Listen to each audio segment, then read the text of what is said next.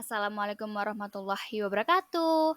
Hello everybody, welcome to Chemistry Class. Bersama saya, Dinda Nur Aida Ratri.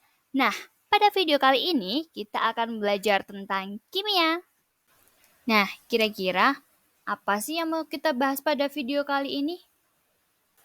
Kali ini kita akan belajar tentang termokimia, khususnya adalah pada perubahan entalpi standar yang dilambangkan dengan delta H0.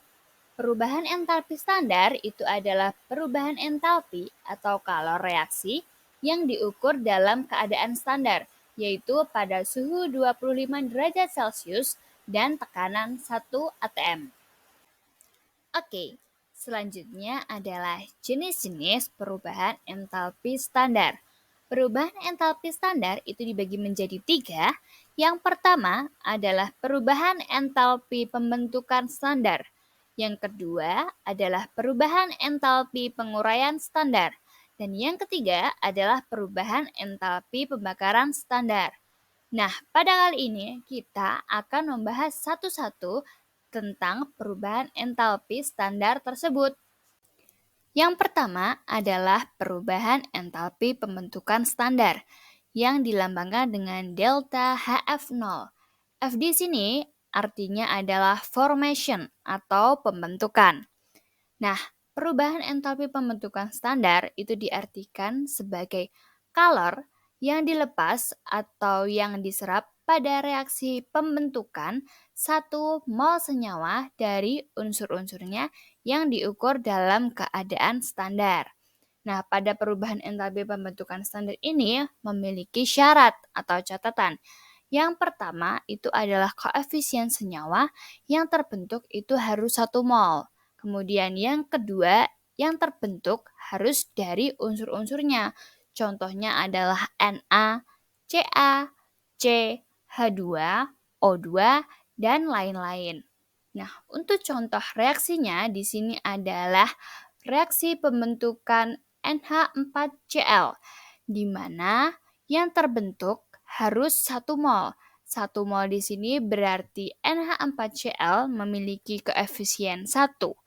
Dan yang dibentuk dari unsur-unsurnya yaitu N2, H2, dan Cl2. Kemudian pada persamaan reaksi ini melepaskan kalor sebesar 314,4 kJ per mol. Lebih jelasnya, di sini ada contoh soal, yaitu pada pembentukan 1 mol metana dalam keadaan standar terjadi pelepasan kalor sebesar 35 kJ per mol. Maka tuliskan persamaan reaksinya. Untuk menentukan persamaan reaksinya, kita cermati terlebih dahulu soalnya. Yang terbentuk adalah 1 mol metana. Berarti produk yang dihasilkan adalah 1 mol metana, di mana metana memiliki rumus senyawa kimia CH4. CH4 terbentuk dari unsur-unsurnya, yaitu C dan H2.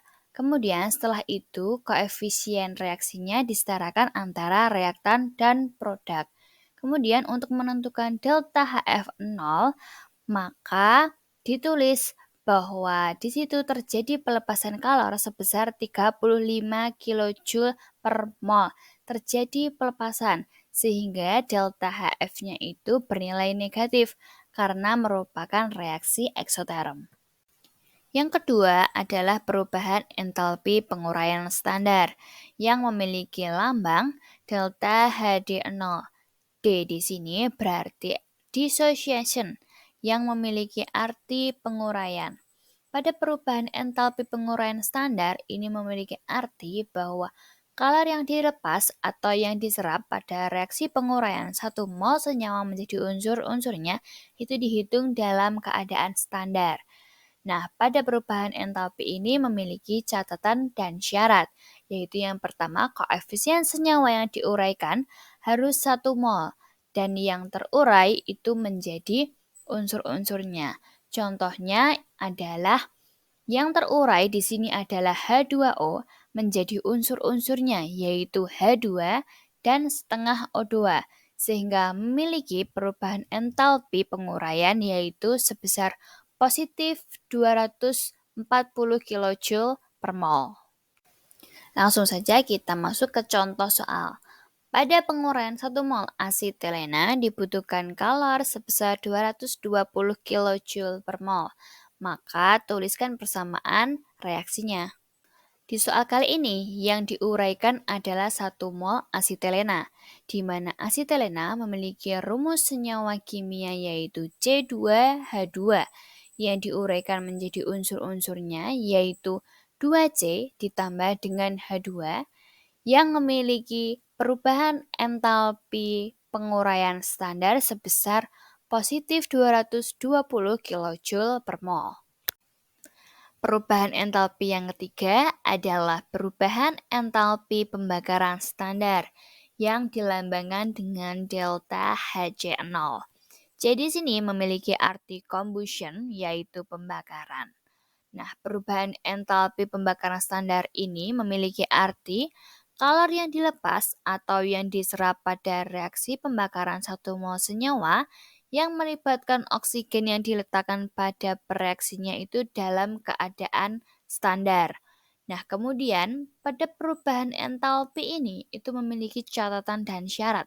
Yang pertama, delta H yang dihasilkan itu selalu bernilai negatif karena reaksi itu terjadi secara eksoterm. Kemudian yang kedua, koefisien senyawa yang dibakar itu harus 1 mol. Dan yang ketiga, reaksi harus direaksikan dengan O2.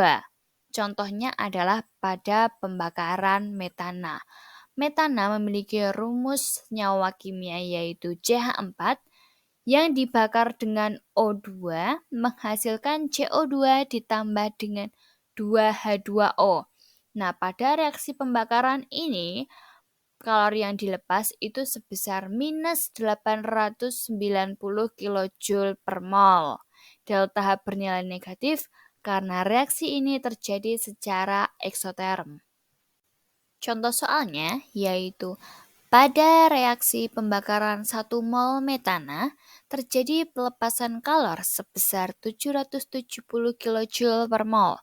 Tuliskan persamaan reaksinya. Untuk menuliskan persamaan reaksinya, langkah pertama itu adalah kita cermati dulu soal yang telah diberikan, seperti halnya pada soal-soal yang sebelumnya. Di sini tertera bahwa yang terbakar itu adalah 1 mol metana, yang mana metana itu memiliki rumus senyawa kimia CH4. Pada reaksi pembakaran, CH4 harus direaksikan dengan oksigen atau dilambangkan dengan O2 sehingga menghasilkan produk berupa CO2 dengan H2O. Nah, pada reaksi pembakaran ini itu terjadi pelepasan kalor sebesar minus 770 kJ per mol. Nah, di sini delta Hc0 itu bernilai negatif karena reaksi ini merupakan reaksi eksoterm.